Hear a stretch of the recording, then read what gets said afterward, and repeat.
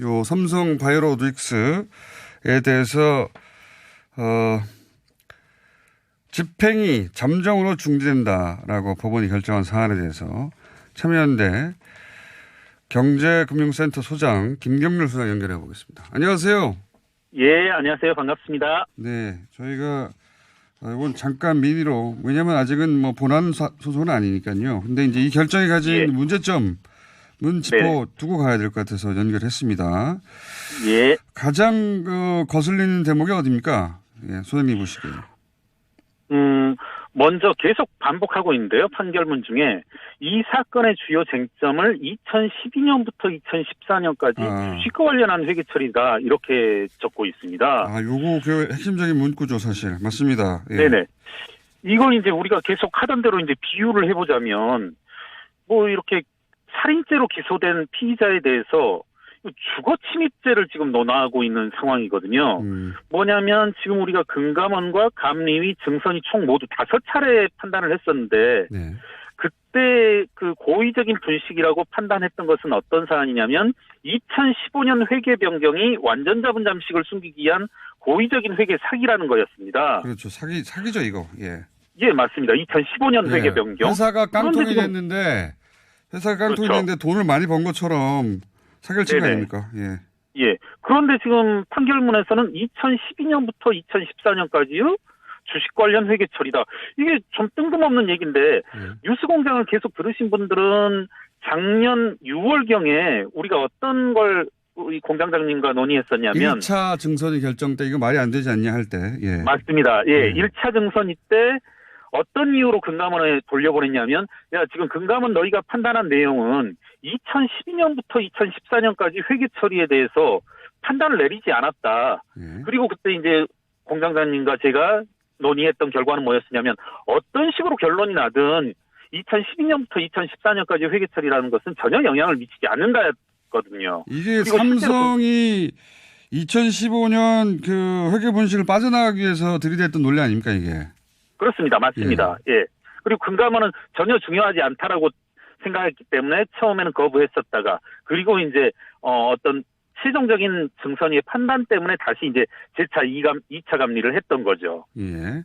알겠습니다. 그러니까 이게 삼성이 됐던 핑계를 네. 그대로 받아들였다는 거죠. 예. 예, 맞습니다. 그리고 예. 이것에 대해서는 이미 그게 아니라고 결론이 났는데도 예. 그 금감원의 결론 쪽은 쳐다보지 않고 예, 삼성의 핑계 쪽을 쳐다본 거예요. 첫 번째. 네, 맞습니다. 예. 그러면서 이제 주되게 3가지를 이유로 들어서 이것들은 이제 쟁송의 여지가 있다라고 하는데 사실 이 3가지 중에 2가지는 전혀 사실이 아니고요. 예.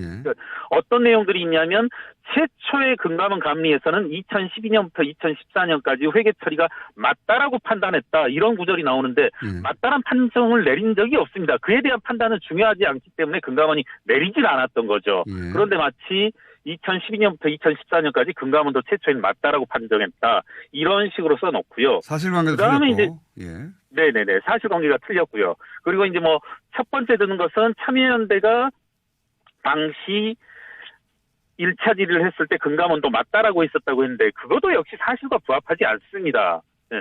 최종적인 감리 과정에서 분명히 금감원은 잘못됐다라는 판정을 내렸었고요. 그거는 이제 참여연대가 1차적으로 최초 질의할 때 네. 금감원에서 이제 정보가 참여연대도 정보가 없고 금감원에서도 뭐 간단하게 답변한 건데 그게 최종 결론인 것처럼 얘기한 거 아닙니까 지금? 그렇습니다. 예, 맞습니다. 예, 정확합니다. 그 부분이. 그리고 이제 3번째가 어떤 부분이냐면 서울대 회계학연구센터 소속 교수들과 고려대학교 경영학과 교수 등 다수의 회계 전문가들이 삼성바이오로직스 회계 처리가 맞다라고 이렇게 적시했다. 이거는 한겨레에서 이미 밝힌 내용인데 단독으로. 예. 맞습니다. 2018년 5월경에 이게 이제 한겨레 김경락 기자가 이제 밝혀낸 내용인데요. 애초에 김앤장의 의뢰를 받아서 최초 의뢰자는 물론 이제 삼성바이오로직스겠죠. 김앤장의 의뢰에 따라서 서울대, 고려대 경영학과 교수들이 삼성으로부터 수백만 원의 수수료를 받고서 금감원에 제출했던 보고서 내용입니다. 그래서 그때 이게 문제가 돼가지고. 네네. 그러니까 한마디로 말해서 삼성 돈 받고 써준 보고서 아닙니까? 아, 그렇죠. 네, 예. 그것만 전문가들이 다 이렇게 얘기하니까 이것은 또 삼성 얘기가 맞다. 이렇게 결론을 낸 거 아니에요, 법원에서? 그렇습니다. 예. 이 삼성바이오로직스 분식회계와 관련해서 증거가 이것만 있는 게 아니지 않습니까? 학계에서 많은 교수들이 삼성의 회계 처리가 문제가 있다라고 했고, 예, 그리고 금감원의 수년간에 걸친 이제 감리의 결과로도 여러 가지 이제 보고서들이 그리고 이제 박용진 의원실이 공개한 이른바 이제 스모킹건 문건도 있고 하는데 이런 것들은 도외시 한 채 금전적인 편익을 제공받고서 쓴 보고서를 가지고 삼성의 회계 처리가 맞다 이런 식의 이제 판단을 전문가들도 내렸는데 다 그렇게 얘기한다. 그렇습니다. 그렇게 말하면 안 되죠. 그렇습니다. 예. 다른 논거를 듣든가요. 아니 이런 인용이 이례적인 건 아닙니다. 그런데 맞습니다. 거기에 들었던 근거들이 납득이 안 되는 거죠. 예. 그렇죠. 예. 저희가 지적하고 싶은 부분도 그것입니다. 그리고 마지막으로 한 가지만 더 여쭤볼게요. 저는 이 대목이 제일 걸렸는데 뭐냐면 만약에 이렇게 이 본안 소송이 이루어졌는데 본안 소송에서 삼성이 이기면 어떡할 거냐? 예. 그러면은 회복할 수 없는 손실이 발생한 거 아니냐? 이러면서 이제 이런 결정을 내렸는데 삼성이 지면 어떡할 겁니까? 지면 있게 될 회복할 수 없는 손해가 있지 않습니까?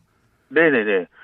우리나라 자본시장에서 지금 이제 삼성바이오로직스만 하더라도 시가총액 순위 약 10위에 달하는데 지금 많은 정보 이용자들 그리고 주식 투자자들, 소액 투자자들의 잃어버릴 수 있는 어떤 손실 그런 것들은 어떤 식으로 이제 보전을 할 거냐는 이 분식 거죠. 회계가 아니라 이 회계가 맞다고 생각하고 계속 투자를 하라는 거 아닙니까? 그렇죠. 예. 네. 적어도 그건 고쳐놓고 재판을 받아야 되는데 이 결정의 가장 맞습니다. 문제점은 그거 잘못된 거 아니라고 상정하고 계속 투자하라는 거잖아요. 네네네. 저는 이게 가장 큰 문제라고 봅니다. 법원이 그걸 어떻게 책임지려고 그럽니까? 그렇죠. 예. 그렇지 않습니까? 맞습니다. 예, 법원이 이제 계속적으로 얘기하는 것은 이것이 처분의 효력을 잠정적으로 정지하는 결정에 불과하고 회계 처리가 적법한지 여부를 판단하는 결정은 아니다. 이런 식으로 명시까지도 했습니다만은 진행자께서 말씀하시는 것처럼 지금 현재 많은 정보 이용자들 그리고 분식으로 인한 피해자들은 어떤 식으로 이제 보호할 것인지 마치 이제 자본시장의 어떤 투명성은 내팽개쳐버린 그런 이제 판단은 아닌가 우려가 듭니다. 이 결정으로 계속 투자해도 된다. 아무것도 고치지 않아도 이렇게 결정을 내린 셈이 되는 건데. 그렇죠. 그럼 앞으로 계속 발생할 만약에 삼성이 재판에 졌을 때 발생할 피해에 대해서 법원은 아무런 고려가 없어요. 그렇죠. 맞습니다. 네, 그것과 지금 당장 했을 때 피해를 둘 다 비교해서 이쪽이 더 크다 이렇게 말한 것도 아니에요. 그렇습니다. 예. 그게 저는 이해가 안 갑니다. 자, 오늘 여기까지 하고요. 앞으로 검찰 수사가 시작되고 본안 소송이 시작되면 자주 나오실 것 같으니까 오늘 여기까지. 예.